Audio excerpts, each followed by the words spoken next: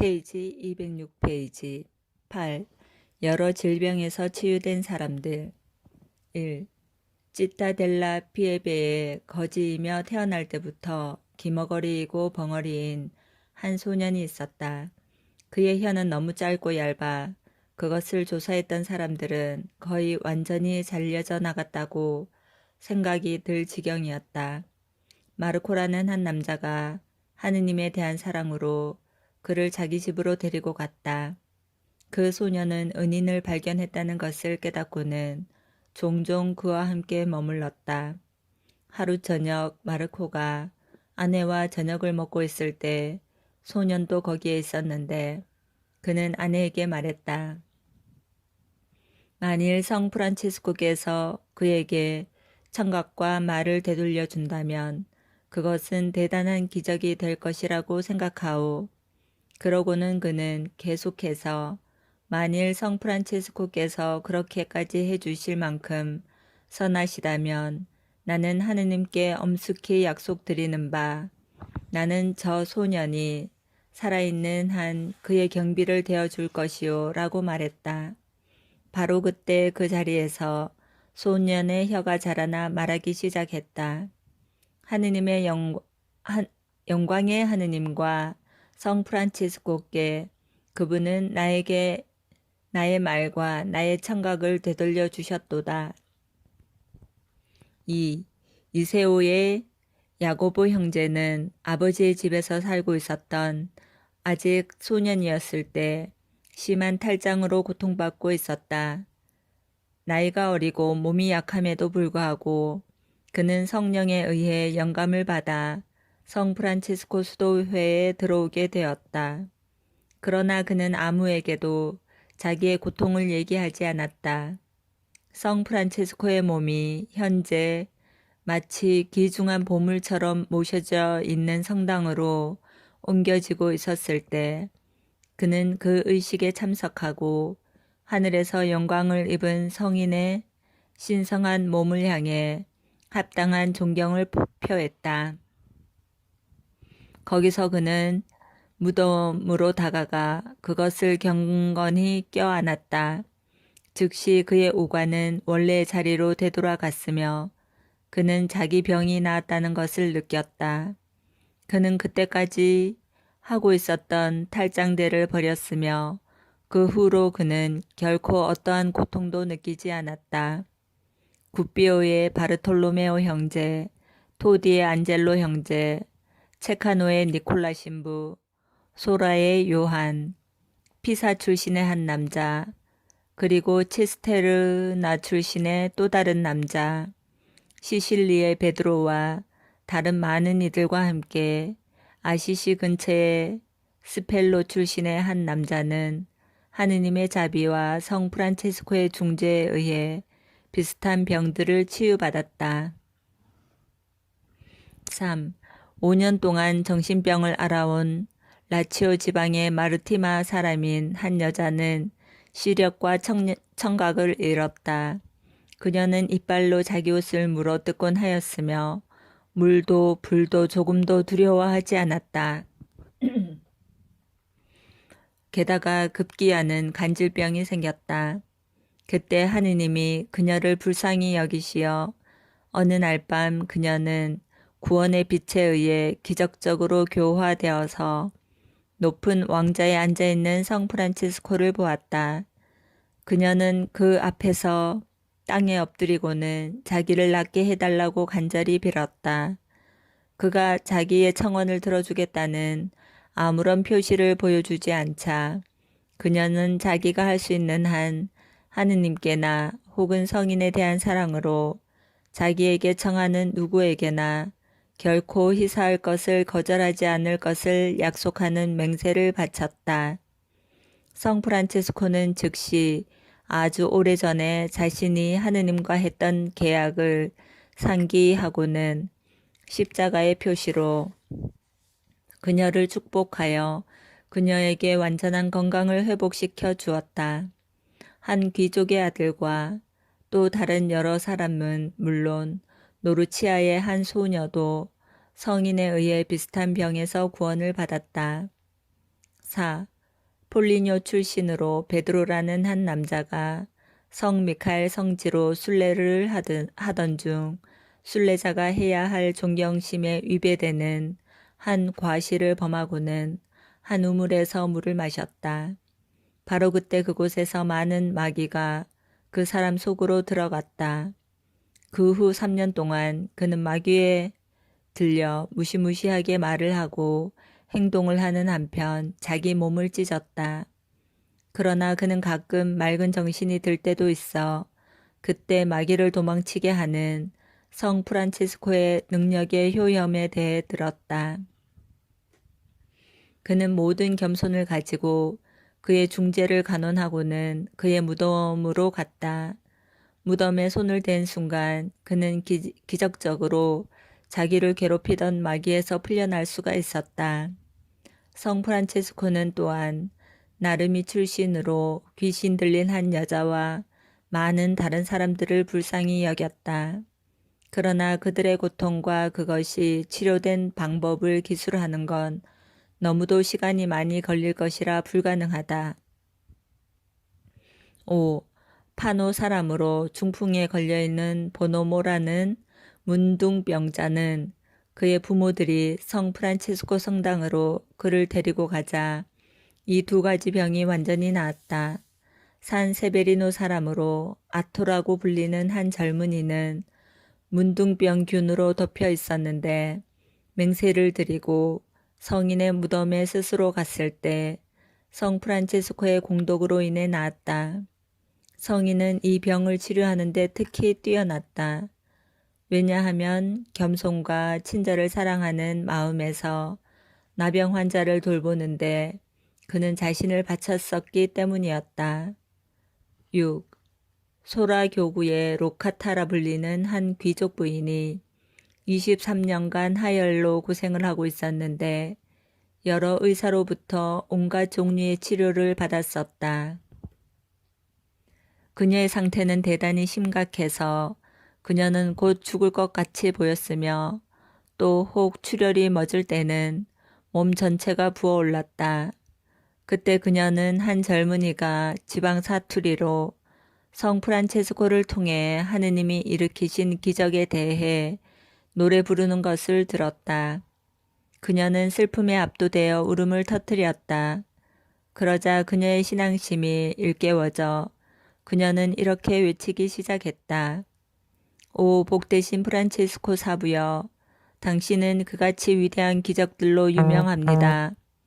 만일 당신께서 선하심에서 내 병을 치료해 주신다면 당신은 이전보다 더욱 큰 영광을 누리실 것입니다. 왜냐하면 당신은 이와 같은 기적은 여태 이루시지 않았기 때문입니다. 그녀가 기도를 하자마자 그녀는 성인의 중재에 의해 병이 나았다. 성 프란치스코는 또한 팔이 마비된 그녀의 아들 마리오도 그들이 그를 기념하여 맹세를 드렸을 때 고쳐주었다. 7년 동안 하열로 고통에 시달리고 있었던 시실리 출신의 한 여인도 역시 성인에 의해 병이 나았다.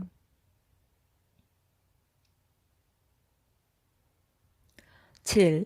로마의 종교적인 열성으로 잘 알려져 있는 프라세데라는 한 여인이 있었다. 그녀는 그녀의 영원한 신랑에 대한 사랑으로 거의 40년 동안이나 조그만 방에서 살았다. 그래서 그녀는 성 프란치스코로부터 특별한 사랑을 받았다. 어느 날 그녀는 필요한 물건을 가지러 자기 방의 지붕 위로 올라가다가 거기서 그녀는 현기증이나 떨어져서 다리와 발이 부러지고 어깨가 비뚤어져 버렸다. 그때 영광의 옷을 차려입은 성 프란체스코가 그녀에게 나타나 부드럽게 말하였다. 일어나라, 일어나라, 두려워하지 말라. 그는 그녀의 손을 잡아 일으켰다. 그러고는 그는 사라졌다.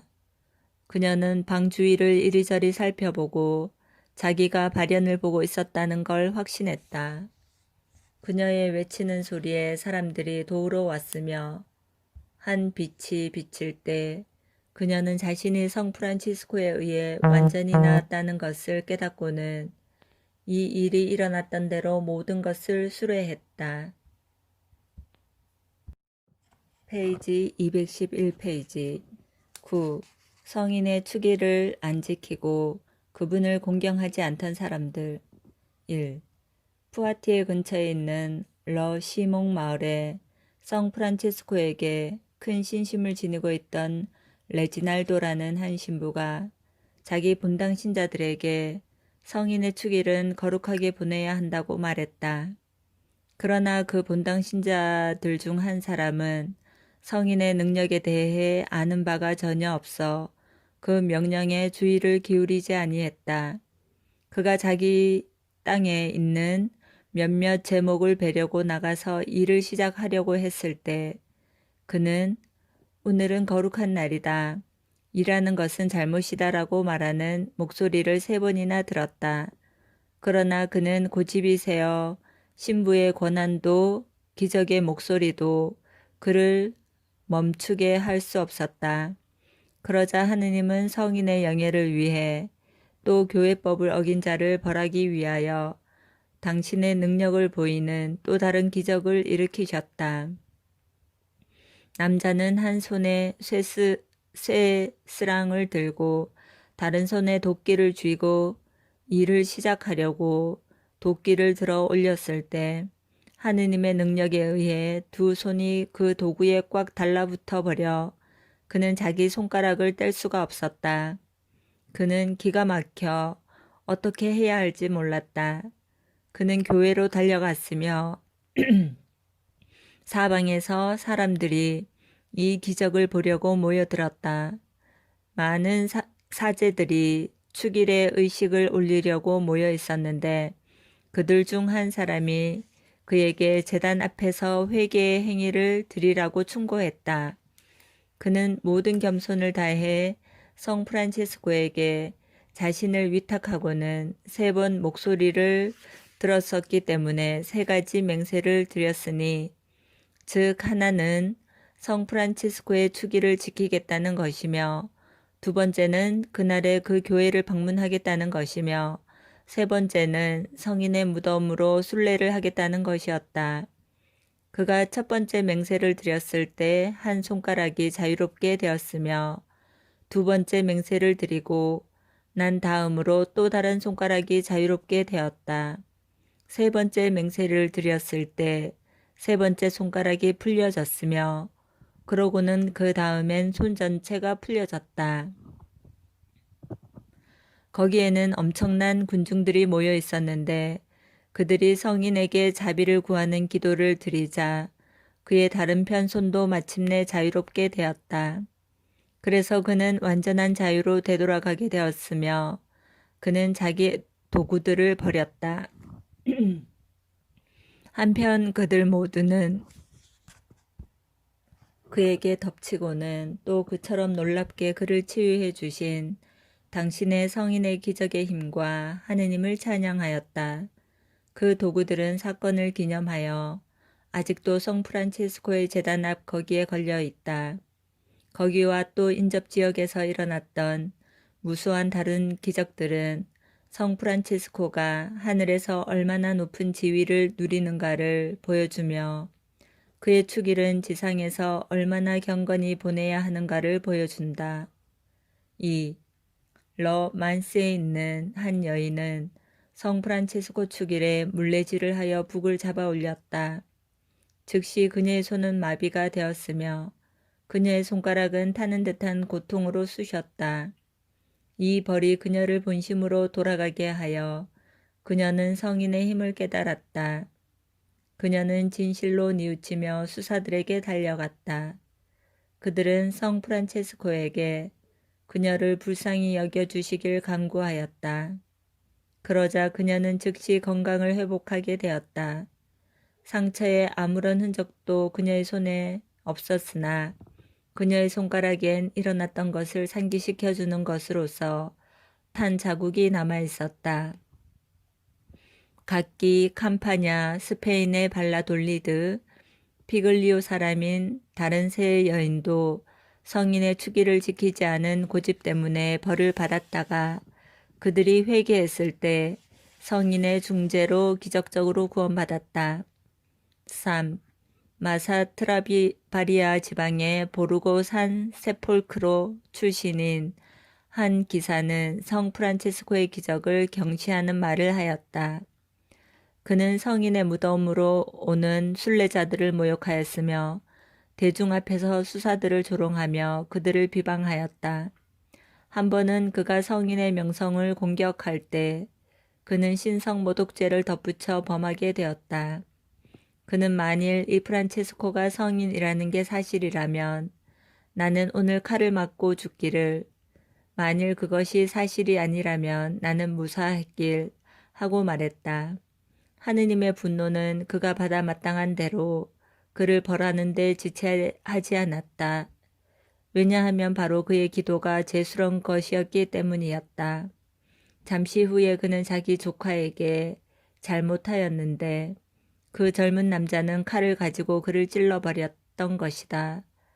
다른 사람들이 성 프란체스코의 기적들을 경건히 찬양하고 그것을 불경스럽게 공박하지 않아야 됨을 배우도록 악마의 노예이며 어둠의 자식인 그는 바로 그날 자기 죄 중에 죽어버렸던 것이다. 4. 알렉산드로라 불리는 한 재판관은 사람들이 성 프란체스코를 존경하는 것을 막으려고 독에 찌든 혀로 할 수 있는 온갖 짓을 다 했다. 그 결과로 그는 신적인 심판에 의해 혀를 빼앗겨 6년 동안 벙어리인 채로 남아 있었다. 죄를 지었던 바로 그 기관으로 고통을 받으면서 그는 마음 깊이 뉘우치는 회개를 하게 되어 자신이 그처럼 성인의 기적에 반대하여 큰 소리로 외쳐대었던 것을 후회하였다. 성 프란체스코는 그를 불쌍히 여겼으며 분노는 사라졌다. 그는 그 사람이 자기에게 겸손히 호소하였을 때 그 회개하는 사람을 자신의 사랑 안으로 다시 받아들여 그가 다시 말할 수 있게 하였다. 그때부터 그 남자는 자기의 불경스러운 혀를 성인을 찬미하는 데 전념하여 그가 겪었던 그 벌이 곧장 그를 회개시켜 믿음을 깊게 만드는 데 이바지하였다.